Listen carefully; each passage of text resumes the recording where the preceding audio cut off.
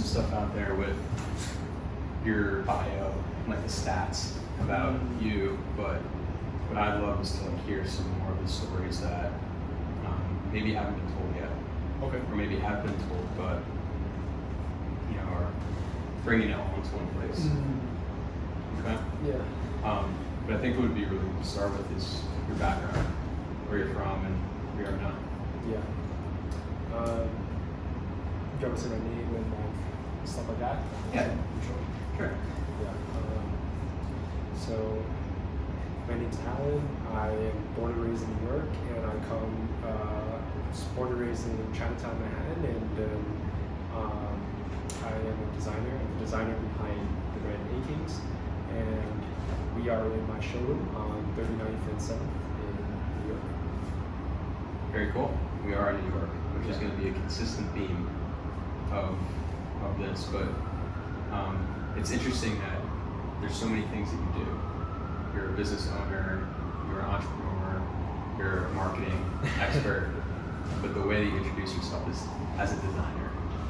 Can you tell me what that means to you? And what I'm really interested in is like your first moment that you realized I'm a designer. That's what I am. You know what's interesting, I think, for me is like my first moment wasn't necessarily that I was a designer. Like my first earliest memories were like was more so moments of finding things like that were valuable to people. So it might be like collectible trading cards, like a Pokemon card or like Yu-Gi-Oh cards, or it might be like sneakers or streetwear that's sellable and people are looking for constantly, right? Or to even like, I remember one of my first earliest memories was a kid broke his leg in my elementary school, and he was like, hey, can I like copy your homework? And I was like, hey, like, yeah, like $5, like kind of as a joke, but he just pulled out $5, and I was like, holy shit, like $5 as a kid was just, you know, like wow, you know, at the deli in New York, you can buy a lot of things. So I think those sort of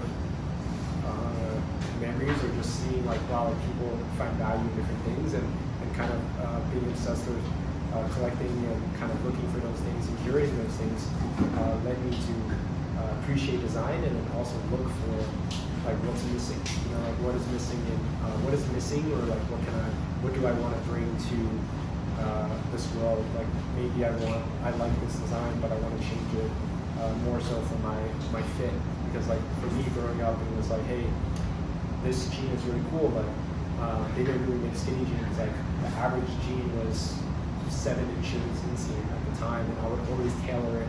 I would tailor it to like a 5.6 inch inseam, which was at the time just like ridiculously skinny. And I just, so I was just tweaking those sort of things growing up, and I think that was sort of my version of design. It was just seeing something that didn't really fit my needs and what I wanted, and finding a way to kind of, you know, make it into mine. Interesting. Yeah. It's really unique, and being in the center of commerce, and one of the centers of commerce in the West of New York, especially you're in the thick of it in Chinatown. It's not like you grew up like far away from the city. You see that all the time, all the advertising. And one of the things, you know, I think one of the changing or inflection points of the fashion industry that sort of meshes up with this collector's industry that you mentioned is sneakers. Yeah. And I know that you were flipping sneakers for a while in order to be able to fund your your early business. But can you talk just briefly about what your experience was like flipping sneakers? Yeah, man. I did a lot. I did a lot of like just.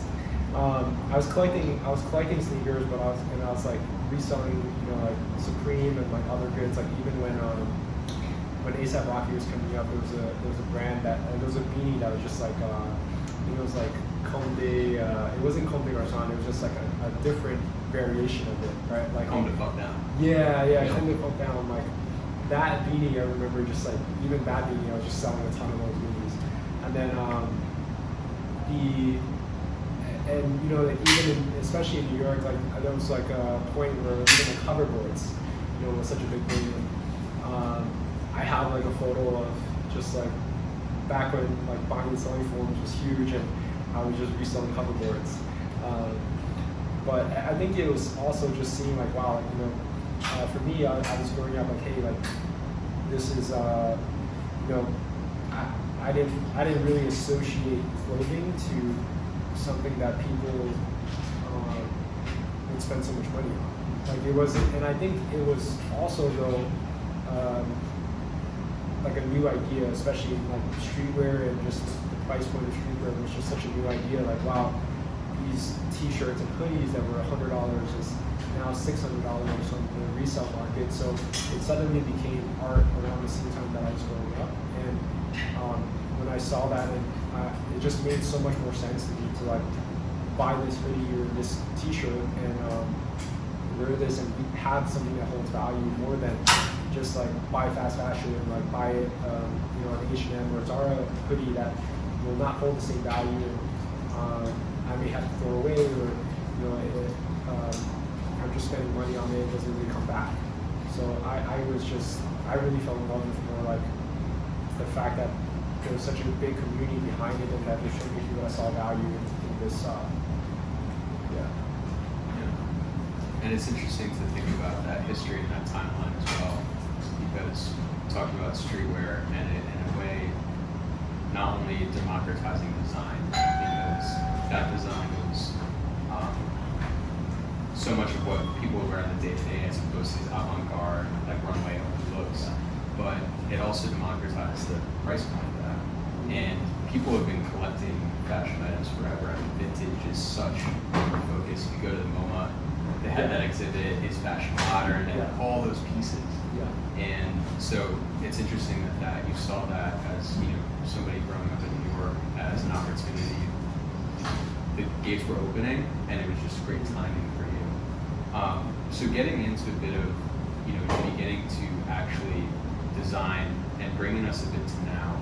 I had a picture that I found of you, and it said it was your first show, and you were wearing all black. Yeah. You, I think, were co-producing the show with another designer, and you had the Chelsea boots on, and your look was, it was, I would still wear that today. Yeah. But it was, I think, your spring, summer 2017. Wow. Those pictures are out there. Yeah. Fast forward to now, what has changed between, in Alan King as a designer between 2017 and now? Yeah. I would say like design aesthetic, we're still very similar. Some things that may have changed is I wear color now, like I have blue jeans on. That has changed. Man, 2017 I went through a phase of just wearing raw denim. Like there was a point where all I wore was raw denim. There was just no stretch in any of my jeans. I think there also was, I think now too, there's a bit of the design mind also, but there's also a bit of, you know, balancing like, hey, like, is this too early? I think like sometimes like in 2017, and it's like, is it too early, and is there enough time for me to try to bring this to market if I release it? Because in 2017 to now, I mean 2017 I think I had just dropped out of college. Yeah, like in that show, I remember that was the same month that I dropped out of college. So I was still, you know, like I was still very much like on go and just trying to, you know, get things off the ground, and but I didn't care so much about testing and trying to figure out like what's working, and we definitely didn't have I definitely didn't have enough like feedback on my designs too, and now I'm constantly like listening and hearing kind of the feedback for all the pieces that I'm designing and releasing. So I think some of those things haven't changed, but the core principles of like when you say like, hey, like you saw an outfit from 2017 and that you would still wear today. Like that's something that holds really true for my brand. Like I think the way that I think about design is it should be timeless, and it shouldn't just be for this one moment. You know, it should be fluid for like different occasions or different seasons, different moments in your life. So if, especially in New York, you know, where somebody's so busy and everybody's just commuting everywhere, we wanted to really be something that you can wear. Like, okay, I'm headed to work, but then I'm headed to a dinner thing, and you know that you're going to be, you're going to be good regardless, in a sense. You mentioned feedback. Yeah. And very important. Very important. You mentioned feedback, and you know, in that whole earlier point you made around democratizing streetwear, democratized access, but it's I think we sort of moved beyond that concept of streetwear. Like that's, but you're also on TikTok. You're also very much looked at as somebody who's in your own way like a master of marketing, and that's no longer what it would have been 20 years ago, a one-way channel from the brand to the customer, but it's very much two-way. So who does Alan King really listen to when it comes to feedback? Because everyone's got an opinion, but not every opinion is necessarily something to listen to. I think it has to kind of, I think I first think about like what I would wear and kind of like what customers and people around me would wear, and then I think about like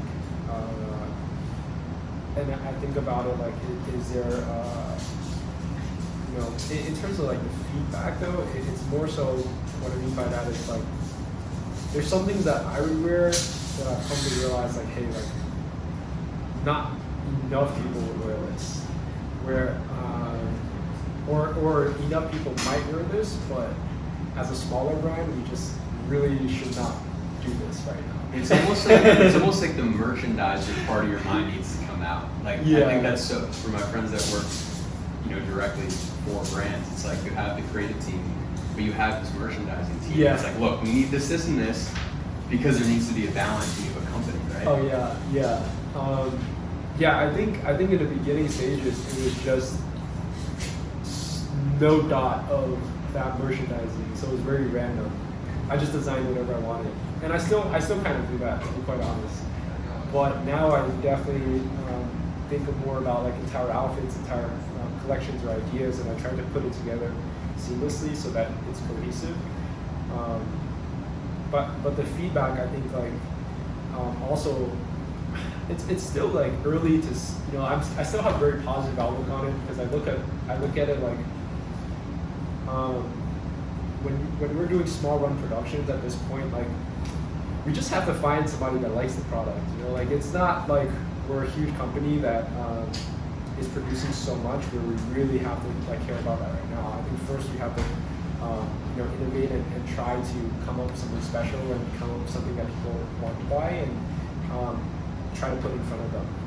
And then like if we have tried that enough and we're like, hey, like, okay, maybe this was a bad idea, then, you know, we think about shelving it, or like maybe it was too early and stuff.